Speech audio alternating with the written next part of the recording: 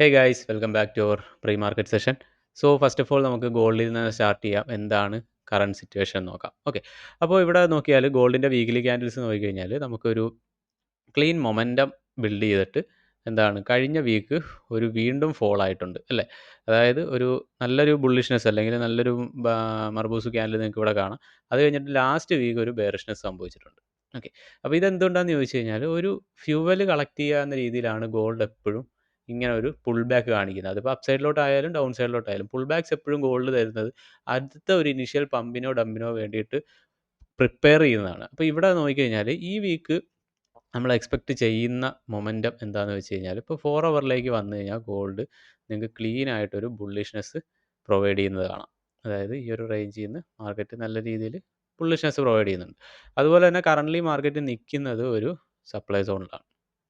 Okay, ഈ ഒരു supply സോണിലാണ് market currently നിൽക്കുന്നത്. അപ്പോൾ ഇവിടുന്ന് മോസ്റ്റ് ഓഫ് ദ ടൈം സംഭവിക്കാൻ പോസിബിലിറ്റി എന്താണെന്ന് ചോദിച്ചു കഴിഞ്ഞാൽ സോൺ ടു സോൺ മൂവ് ചെയ്ത് കഴിഞ്ഞിട്ടായിരിക്കും അടുത്ത ഒരു ഇമ്പാക്റ്റ് മാർക്കറ്റിൽ ക്രിയേറ്റ് ആകുന്നത്. അതായത് 4 അവറിൽ നോക്കിക്കഴിഞ്ഞാൽ കറൻ്റ്ലി ഒരു ഡീലിംഗ് റേഞ്ചിലാണ്. ഈ ഡീലിംഗ് റേഞ്ചിൽ നിന്ന് മാർക്കറ്റ് എന്ത് ചെയ്യുക, അടുത്തൊരു റേഞ്ച് വന്നിട്ട് ഇവിടുന്ന് വീണ്ടും കണ്ടിന്യൂ ചെയ്യുക. അപ്പോൾ $3,000 വരെയൊക്കെ ഗോൾഡിൻ്റെ ഒരു എക്സ്പെക്റ്റേഷൻസ് മാർക്കറ്റ് അനലിസ്റ്റുകൾ പറയുന്നുണ്ട്. അപ്പോൾ വരും ദിവസങ്ങളിൽ എന്തായിരിക്കും സിറ്റുവേഷൻ എന്നുള്ളത് നമുക്ക് നോക്കാം. പിന്നെ NFP കാര്യങ്ങളൊക്കെ ഈ വീക്ക് വരുന്നുണ്ട്. സോ അതനുസരിച്ച് ട്രേഡ്സ് അഡ്ജസ്റ്റ് ചെയ്യുക. അടുത്തത് നമുക്ക് BTC നോക്കാം. BTC കറണ്ട് സിറ്റുവേഷൻ എന്താണ്. അപ്പോൾ ലാസ്റ്റ് വീക്ക് നമ്മൾ BTCയുടെ ഒരു ചാർട്ട് അനാലിസിസ് പറഞ്ഞിരുന്ന ലെവൽസ് കാര്യങ്ങളാണ് ഇത്തവണ ക്ലീൻ ആയിട്ട് മിറ്റിഗേറ്റ് ആയിരിക്കുന്നത്.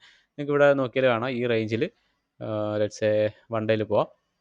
വൺ ഡേയിൽ ഈ റേഞ്ചിലേക്ക് വന്നു കഴിഞ്ഞാൽ ലാസ്റ്റ് വീക്ക് നമ്മൾ പറഞ്ഞിരുന്നതാണ് ഈ ഒരു എന്താണ് ഡിമാൻഡ്സ് ഏരിയ വന്നിട്ട് വീണ്ടും അവിടുന്ന് ഒരു മൊമെൻറ്റം ഷിഫ്റ്റ് സംഭവിക്കാൻ പോസിബിലിറ്റി ഉണ്ട്. അപ്പോൾ ഇപ്പോൾ കറൻ്റ്ലി മാർക്കറ്റ് മേക്ക് ചെയ്തുകൊണ്ടിരിക്കുന്നത് അതേ പാറ്റേൺസിലുള്ള മൂവ്മെൻറ്റ് കാര്യങ്ങളൊക്കെ തന്നെയാണ്.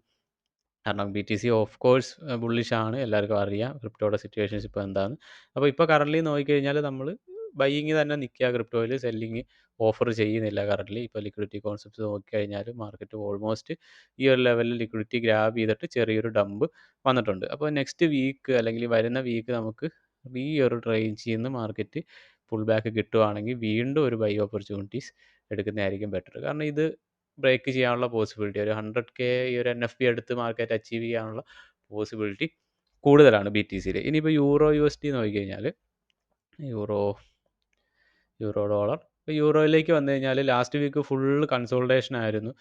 മേ ബി പറയുന്ന പോലെ ഒരു ന്യൂസിൻ്റെ ഇമ്പാക്റ്റ് കാര്യങ്ങളൊക്കെ കൊണ്ടാവാം. പക്ഷേ എന്താണ് ഈ വീക്കിലും നമ്മൾ അത് എക്സ്പെക്റ്റ് ചെയ്യുന്നതിൽ കാര്യമില്ല. കാരണം of course NFP is one of the most powerful data release. So അപ്പോൾ നല്ലൊരു മൊമെൻറ്റം കിട്ടാൻ സാധ്യത കൂടുതലാണ്. അപ്പോൾ വീക്കിലി നോക്കിക്കഴിഞ്ഞാൽ ഒരു ബുള്ളിഷ്നെസ് മാർക്കറ്റ് കാണിക്കുന്നുണ്ട്. നമുക്ക് ഡെയിലി 1 അവറിലോട്ട് പോകാം. 1 അവറിൽ എന്താ സിറ്റുവേഷൻ നോക്കാം. അപ്പോൾ 1 അവറിൽ ലാസ്റ്റ് വീക്ക് റേഞ്ച് ചെയ്ത ഒരു ഏരിയയെ നിങ്ങൾക്ക് ഇവിടെ കാണാം, ഈ ഒരു സോണ്.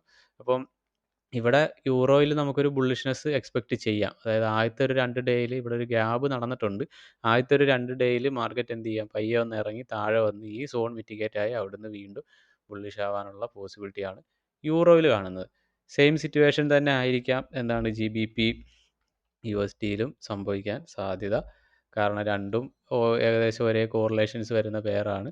സോ നമുക്ക് 4 അവർ നോക്കാം GBPയുടെ എന്താ സിറ്റുവേഷൻസ്. ഓക്കെ, സെയിം കണ്ടീഷൻ തന്നെയാണ്. GBP ആണെങ്കിലും ഈ ഒരു റേഞ്ച് നമുക്ക് ഫസ്റ്റ് എയിം ചെയ്യാം. അതായത് ഒരു സെൽ ഓഫ് വന്നു കഴിഞ്ഞതിന് ശേഷം മാത്രം ബൈ നോക്കുക. കാരണം ഇപ്പോൾ കറൻ്റ്ലി ഒരു സ്വീപ്പ് കാര്യങ്ങൾ പ്രോപ്പറായിട്ട് നടന്നിട്ടുണ്ട്. അത് കഴിഞ്ഞൊന്നും മാർക്കറ്റ് താഴേക്ക് ഇറങ്ങി ബൈ നോക്കുക. ഓക്കെ, അപ്പോൾ ലോവർ ടൈം ഫ്രെയിമിൽ നമുക്ക് പോസിബിലിറ്റി കൂടുതൽ കാണുന്നത് എന്താണ്, സെൽ ഓഫ് ട്രൈ ചെയ്യാനാണ്. ഷോർട്ട് എടുക്കുന്നതായിരിക്കും കുറച്ചുകൂടെ ബെറ്റർ. ചെറിയ ചെറിയ ട്രേഡ്സ് ഷോർട്ട് നോക്കുക. എന്നിട്ട് ഒരു സ്വിങ് പോലുള്ള കാര്യങ്ങളിലേക്ക് പോകുമ്പോൾ കുറച്ച് ഹോൾഡ് ചെയ്യേണ്ട ടൈം വരുമ്പോൾ എന്ത് ചെയ്യുക, എപ്പോഴും ആ ഒരു ബൈ പൊസിഷൻ നിൽക്കുന്നതായിരിക്കും.